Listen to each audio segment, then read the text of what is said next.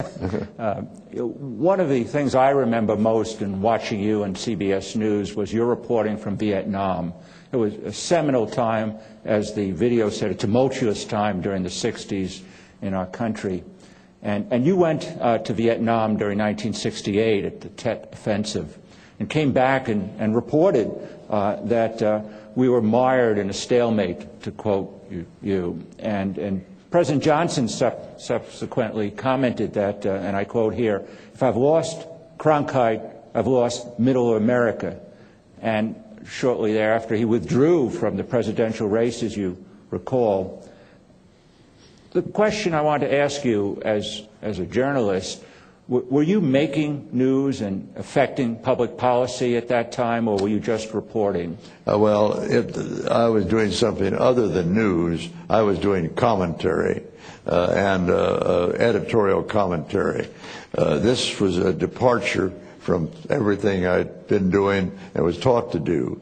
When I went over to Vietnam for the Tet Offensive, I'd been there several times, but I had to see why the the communists were so successul.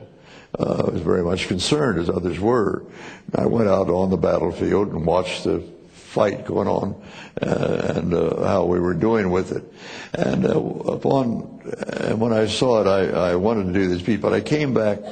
I was doing a straight news piece and from there, and then doing a wrap-up of what I'd seen there in a documentary, which had been the intention all along. Well, the boss at CBS News at the time was a very strict journalism devotee and news devotee, and would not permit any of us to ever do anything like a editorial comment at all, not a two-worder he would fire us for. But now I came back, and suddenly he called me back into his office. I was doing working on the documentary I was going to do the next night. And he said, "You know what? We may have a responsibility here we haven't recognized. We get all this mail from our viewers, and it almost balances out with the same weight of mail, because it was more than we could open, that condemned us for our reporting and thought we were against the war, and those who condemned us for supporting the war." And he said, "As long as we have this kind of a reputation, I think we have a duty to work with that for the American people if they're good.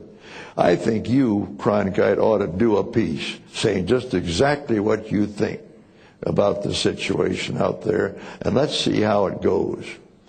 And so I sat down and wrote my piece, which said that I thought that we were losing the war.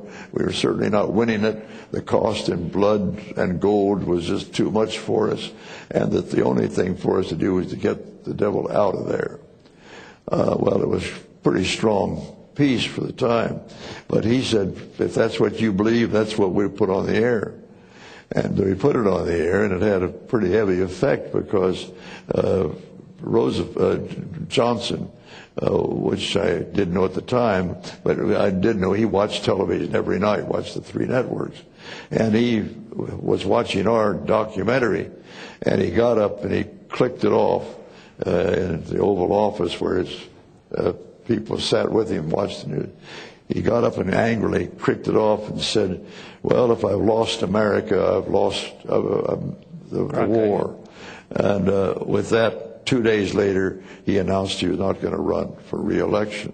So I guess it had a pretty big effect. It certainly did on him. And it had some effect, because then the Pentagon chief resigned. All of them resigned practically. The whole election about to come up was tilted by this, and it apparently had some effect, I must say.